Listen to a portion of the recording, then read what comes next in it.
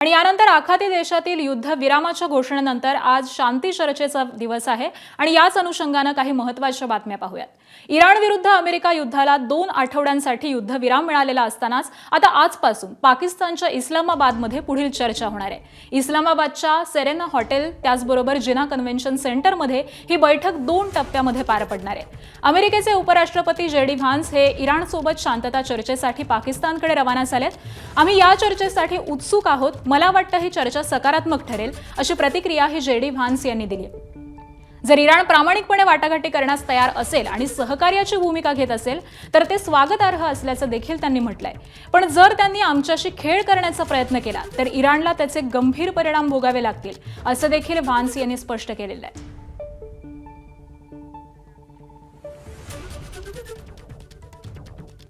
आणि आजपासून ही चर्चा सुरू होते। चर्चेमध्ये नेमकं कोण कोण सहभागी होणार आहे आपण जाणून घेऊयात।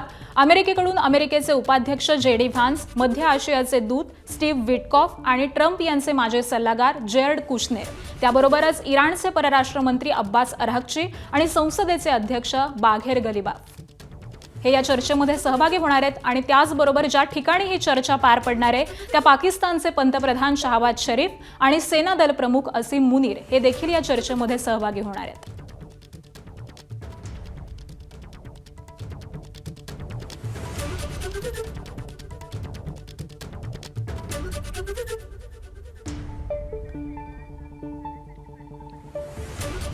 आणि त्यामुळे या सगळ्या शांती चर्चेकडे अवघ्या जगाचं लक्ष लागून राहिलेलं आहे आणि याच विषयासंदर्भामध्ये आपण चर्चा करूयात। आंतरराष्ट्रीय विषयाचे अभ्यासक शैलेंद्र देवळाणकर सर सध्या आपल्या सोबत आहेत। सर नमस्कार, एबीपी माझावरती आपलं स्वागत आहे।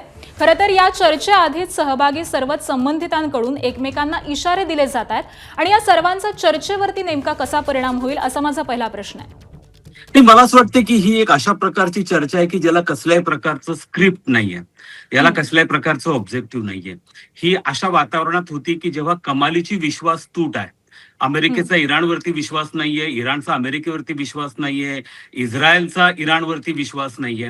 त्यामुळे मी याला असं म्हणेल की इथं कन्व्हर्जन्स ऑफ माइंड नाहीये, म्हणजे मनाचं एकत्रीकरण झालेलं नाहीये, तर कन्व्हर्जन ऑफ कन्स्ट्रेंट्स आहेत। म्हणजे या सगळ्यांना काही ना काहीतरी मर्यादा आहेत आणि या मर्यादेमुळे हा सगळा चर्चेचं जे गुऱ्हाळ आहे ते चालवलं जात आहे। परंतु त्याला कसल्याही प्रकारचं ध्येय नाही, त्याला कसल्याही प्रकारचं उद्दिष्ट नाही, याच्यातनं कोणत्याही प्रकारचं एखादं लॉंग स्टँडिंग सोल्युशन निघेल अशा प्रकारची अपेक्षा नाहीये। हा सगळा संघर्ष अमेरिकेचे राष्ट्राध्यक्ष डोनाल्ड ट्रम्प यांनी सुरू केला, हा संघर्ष थांबवण्याचा त्यांनी निर्णय घेतला। त्यामुळे ह्या सगळ्या संघर्षांमध्ये इस्रायलला कुठपर्यंत विचारामध्ये घेतलं गेलेलं आहे हा अत्यंत कळीचा प्रश्न आहे। दुसरा मुद्दा असा आहे की ज्या कारणासाठी हा संघर्ष सुरू केला ते कोणतंही कारण अजून अचीव झालेलं नाहीये। विशेष म्हणजे इराण मधलं सत्तांतर अचीव झालेलं नाहीये, इराणचा न्यूक्लिअर प्रोग्राम डिसमॅन्टल झालेला नाहीये, इराणचा बॅलिस्टिक मिसाईल प्रोग्राम डिसमॅन्टल झालेला नाहीये।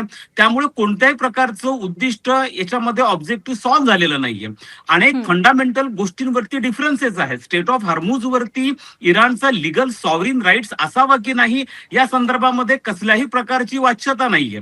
दुसरा मुद्दा असा आहे की इराणने न्यूक्लिअर वेपन्सचा प्रोग्राम किंवा न्यूक्लिअर एनरिचमेंटचा प्रोग्राम, युरेनियम एनरिचमेंटचा प्रोग्राम चालू ठेवावा की नाही या संदर्भामध्ये कसल्याही प्रकारची स्पष्टता नाहीये।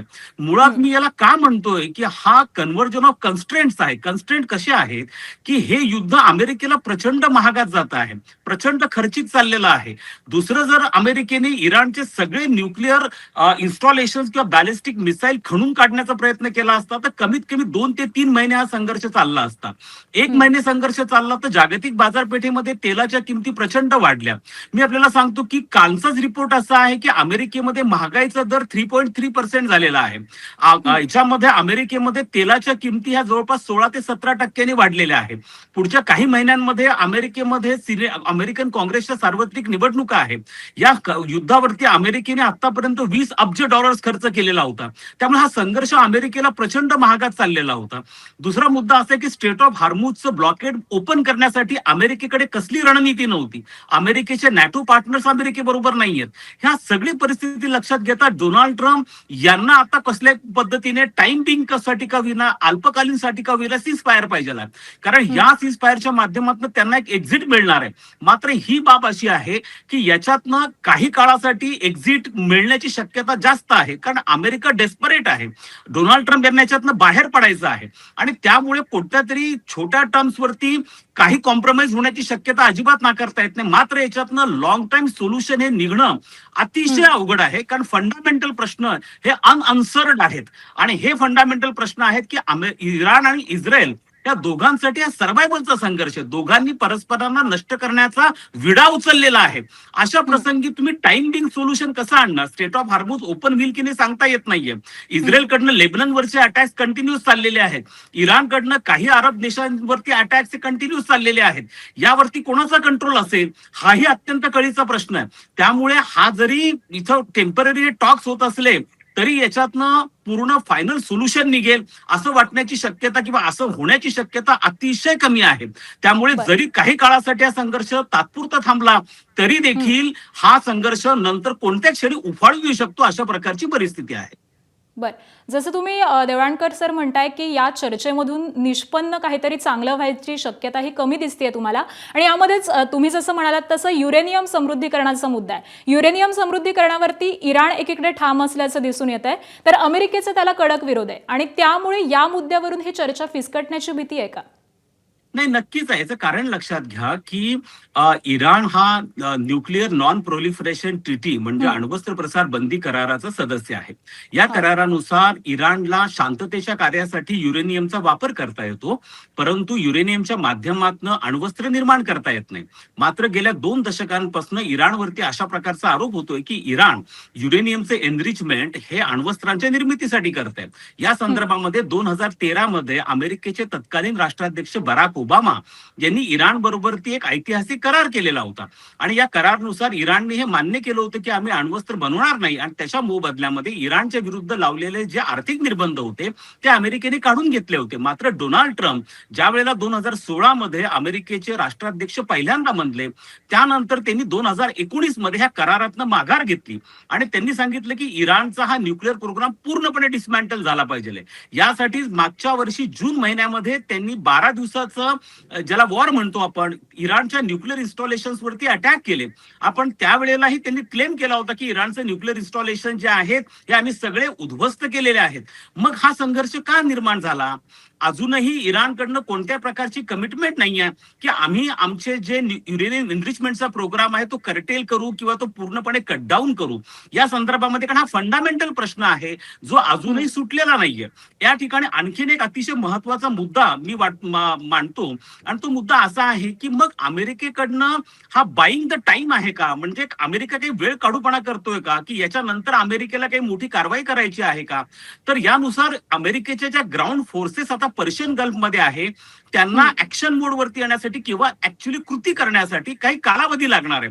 हा कालावधी 2 आठवडे ते 3 आठवड्यांचा कालावधी लागू शकतो. अजूनही ग्राउंड फोर्सेस ऑपरेशनसाठी अमेरिकन सैन्य तयार नाहीये. मग हा 15 दिवस म्हणा किंवा 21 दिवसांचा टाइम हा अमेरिका मागून घेतोय का? यासाठी ह्या चर्चा चालू आहेत का? अशाही प्रकारचे इंटरप्रिटेशन्स काही अभ्यासक आता करताना दिसून येत आहेत. मुळात मुद्दा असा आहे की जर तुम्ही विश्वास तुटीच्या वातावरणामध्ये हे सगळं करत असाल, तुमचा परस्परांमध्ये विश्वास नसेल, तुम्ही एकमेकांना नष्ट करण्याचा विडा उचललेला असेल, अशा वेळेला अशा प्रकारची कोणती मलमपट्टी, चर्चेची मलमपट्टी ही हा प्रश्न, ही जखम कायमस्वरूपी नाही सोडू शकणार.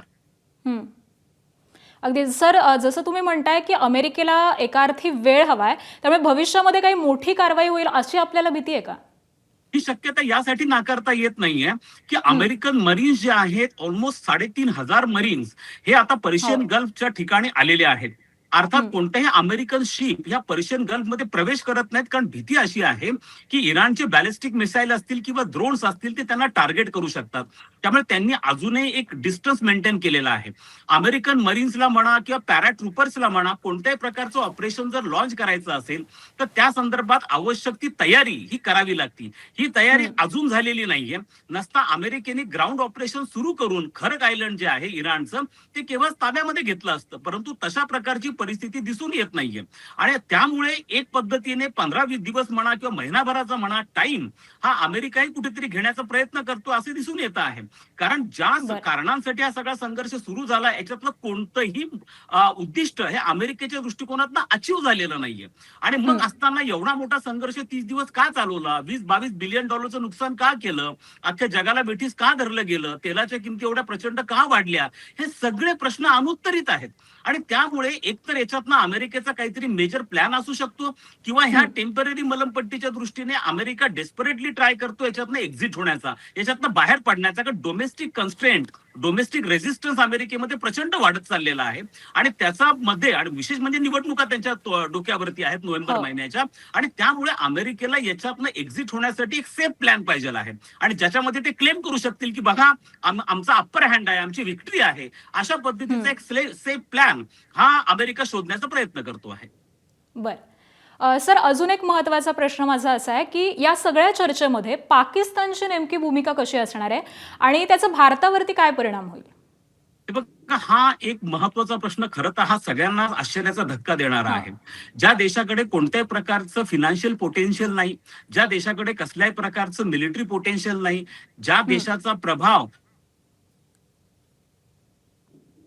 आहे की ज्या देशाने आपल्या निर्मितीनंतर जगाला कसल्याही प्रकारची सकारात्मक गोष्ट दिली नाही, फक्त एकच गोष्टीची निर्यात पाकिस्तानने अत्यंत सिन्सिअरली केली आणि ती दहशतवादाची निर्यात केली. युनायटेड नेशन्सनी ज्या संघटनांना दहशतवादी संघटना म्हणून घोषित केलंय त्यापैकी 50% संघटनांचं मुख्यालय हे पाकिस्तानमध्ये आहे. नुकतंच सीआयएच्या प्रमुख तुलसी गबार्ड यांनी अमेरिकन सिनेट पुढे साक्ष देताना सांगितलं की जगामध्ये केवळ 5 देश असे आहेत की जे अमेरिकेवरती भविष्यामध्ये अटॅक करू शकतात किंवा ज्यांच्याकडे पोटेन्शियल आहे अमेरिकेवरती मिसाईल्सने अटॅक करण्याचं. त्यात त्यांनी उघडपणे पाकिस्तानचं नाव घेतलेलं आहे. एवढ्या सगळ्या गोष्टी असताना देखील डोनाल्ड ट्रम्प हे पाकिस्तानला जवळ करताना दिसून येत आहेत. मुळात मुद्दा असा आहे की पाकिस्तानला वरती अमेरिकेकडनं ट्रम्प प्रशासनाकडनं दबाव आहे असं खुद्द अमेरिकेच्या एका लीडिंग वर्तमानपत्राने ही गोष्ट डिस्क्लोज केली आहे.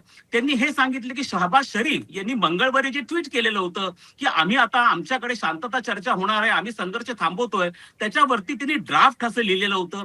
हे पूर्णच्या पूर्ण ट्विट अमेरिकेकडनं आलेलं होतं, पण त्यांना ड्राफ्ट हा शब्द काढण्याचं पण त्यांना सुचलं नाही. इतकी अपरिपक्वता ही पाकिस्तानमध्ये दिसून येते आहे. मुळात मुद्दा लक्षात घ्या की याच्यात चायना फॅक्टर फार महत्वाचा आहे.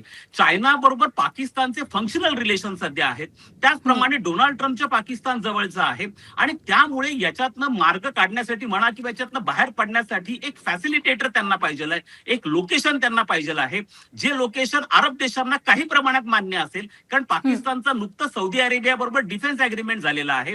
टर्की आणि इजिप्त आणि सौदी अरेबिया, पाकिस्तान हे एका नव्या क्वाडच्या निर्मितीच्या प्रयत्नांमध्ये आहेत. अशा दृष्टिकोनातनं हे लोकेशन, हा व्हेन्यू हा निवडला गेलाय. परंतु हा जगाला आश्चर्य देणारा प्रकार आहे की जो देश हा जाणीवपूर्वक शेजारी देशांमध्ये संघर्ष, असुरक्षितता निर्माण करतो, ज्याला अफगाणिस्तान बरोबरचा संघर्ष सोडवता आलेला नाहीये, तो अशा प्रकारचा संघर्ष सोडवण्याचा क्लेम करतो. हे अत्यंत हास्यास्पद आहे. नक्कीच देवळणकर सर, धन्यवाद या सगळ्या विश्लेषणाबद्दल. या अनुषंगाने तुमच्याकडून वेळोवेळी मार्गदर्शन जाणून घेऊ. तुर्तास धन्यवाद. एबीपी माझा, उघडा डोळे बघा नीट.